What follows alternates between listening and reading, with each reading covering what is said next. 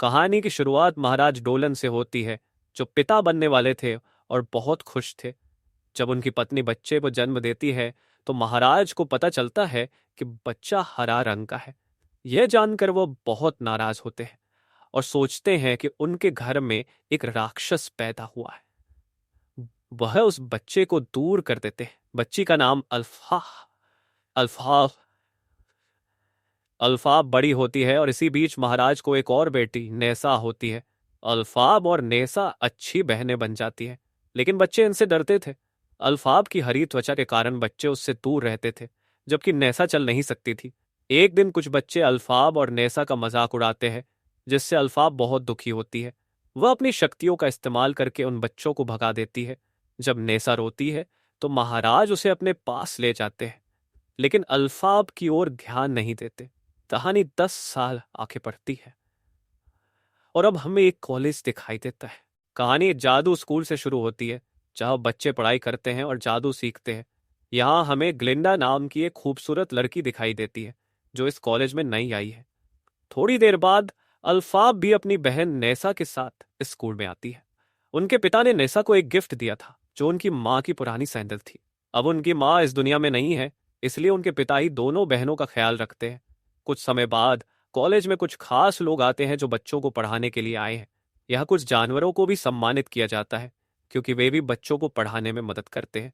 फिर मैडम मरेब आती है, जो बच्चों को जादू सिखाने वाली होती है।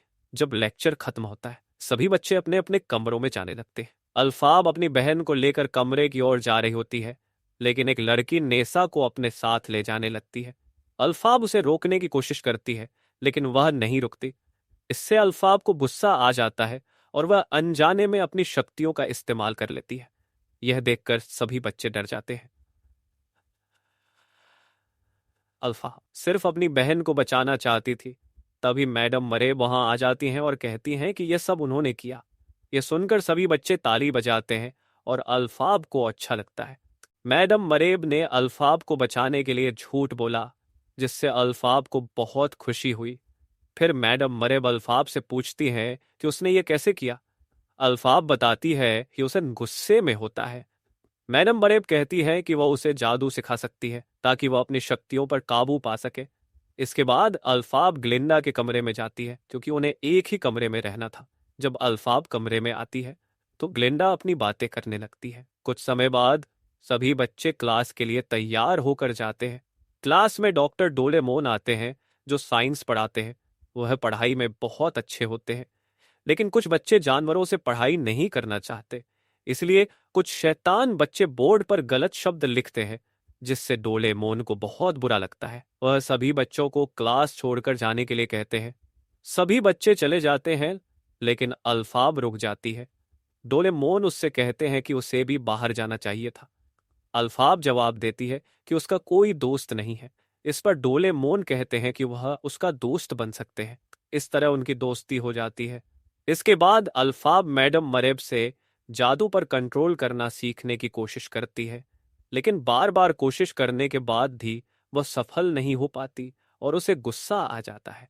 जब अल्फाब को गुस्सा आता है, तब उसका जादू काम करने लगता है। ये देखकर मैडम मरेब उसे समझाती हैं कि उसे अपने गुस्से पर काबू पाना होगा और लगातार कोशिश करनी होगी। एक बार में सब कुछ नहीं हो सकता।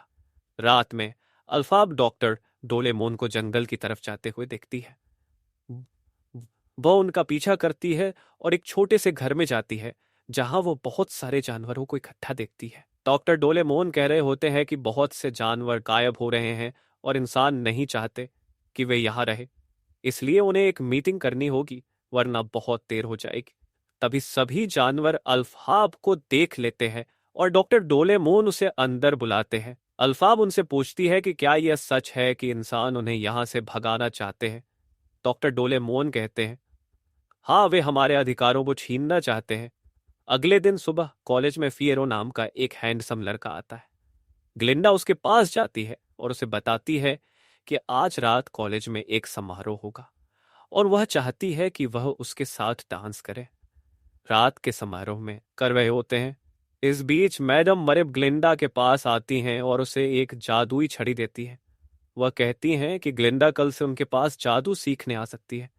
ग्लिंडा उन्हें धन्यवाद बोलती है, ग्लिंडा सोचती है कि अगर मैडम मरेब अल्फाब को जादू सिखाने नहीं आएंगी तो वह अल्फाब को खोना नहीं चाहती, इसलिए वह भी अल्फाब को जादू सिखाने के लिए तैयार होती है। कुछ समय बाद अल्फाब पार्टी में अच्छे से तैयार होकर आती है, लेकिन उसके कपड़ों को देखकर लोग हंसने लगते हैं।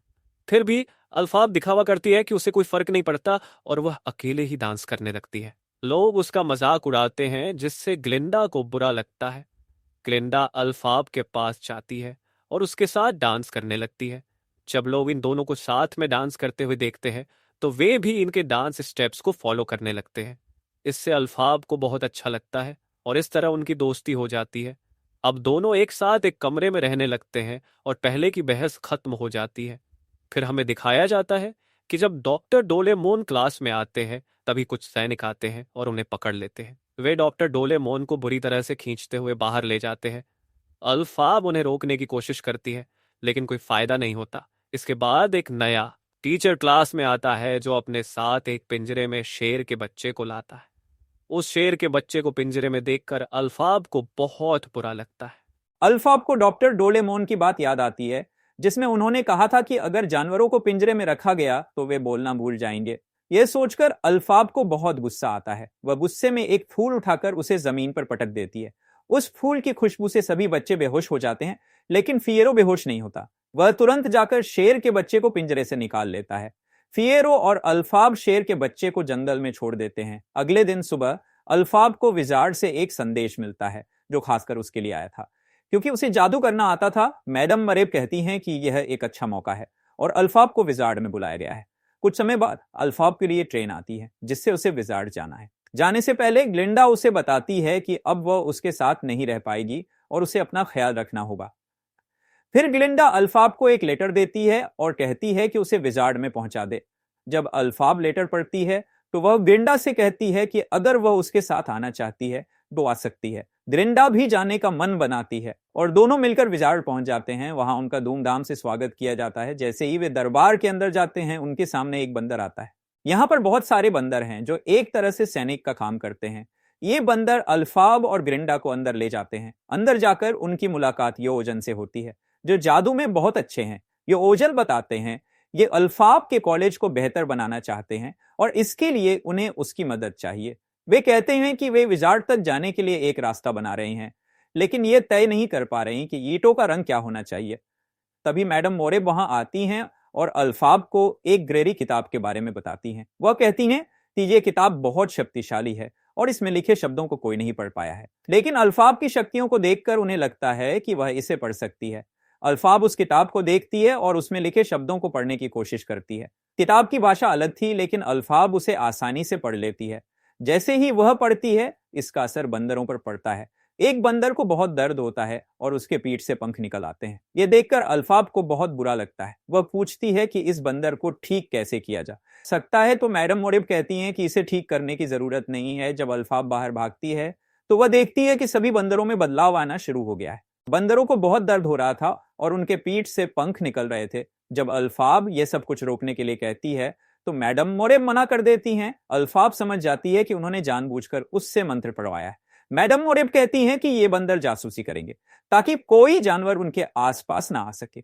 ये सब उनके भले के लिए किया जा रहा है और वे चाहती हैं कि अल्फाब उनका साथ दे। ये सुनकर अल्फाब को बहुत बुरा लगता है, क्योंकि वह जानवरों से प्यार करती है। वह नहीं चाहती कि जानवरों के साथ कुछ बुरा हो, इसलिए वह उन्हें किताब देकर कहती है कि वे मंत्र पढ़ें ताकि सब कुछ ठीक हो जाए। लेकिन वह जानती है कि यह आसान नहीं होगा। अल्फाब कहती है तुम कोशिश करो या नहीं, लेकिन मैं इसे ठीक करके रहूंगी, और वह किताब लेकर बाहर चली जाती है। इसके बाद मैडम मोरेब सभी जानवरों के पास जाती हैं और बंदरों से कहती हैं कि उस हरी लड़की ने उनका यह हाल किया है, उसे पकड़ो और मेरे पास लाओ। वह आदेश देती है। इस पर सभी बंदर और सैनिक अल्फाब का पीछा करने लगते हैं। ग्लिंडा बिरे कहती है वह कहती है उनकी बात सुननी चाहिए, वे हमारे फायदे के लिए सब कुछ कर रही हैं। लेकिन अल्फाब जवाब देती है कि वे सभी जानवरों को हमसे दूर करना चाहते हैं और उन्हें पिंजरे में बंद रखना चाहते हैं। जब अल्फाब बाहर होती है तो उसे पता चलता है कि कुछ सैनिक उसकी ओर आ रही हैं। फिर वह जाकर किताब में लिखे हुए मंत्र पढ़ने लगती है। अल्फाब को लगा कि अगर वो मंत्र पढ़ेगी तो सब कुछ ठीक हो जाएगा। जैसे ही उसने मंत्र पढ़ना शुरू किया, अचानक एक झाड़ू उसके पास आकर गिरती है। ये झाड़ू जादुई लग रही थी। इस बीच सैनिक दरवाजे को तोड़ने की कोशिश कर रहे थे। अल्फाब ग्लिंडा से कहती है कि उसे उसके साथ चलना चाहिए, लेकिन ग्लिंडा नहीं जाना चाहती। उसका सपना था कि वह यहां रहकर जादू सीखे। तभी सैनिक अंदर आ जाते हैं और ग्लिंडा को पकड़ लेते हैं। वे अल्फाब को भी पकड़ने की कोशिश करते हैं, लेकिन वह अपनी शक्तियों के कारण बच जाती है। अल्फाब हवा में उड़ने लगती है और झाड़ू पर बैठकर नीचे कूद जाती है। इस दौरान बंदर भी उड़ना सीख लेते हैं और अल्फाब का पीछा करते हैं, लेकिन अल्फाब आसानी से उन्हें चकमा देकर वहां से भाग जाती है। जाते समय वह पूरे विजार्ड की शक्तियों को भी खत्म कर देती है। डिंडा अभी भी मैडम मोरेब के पास है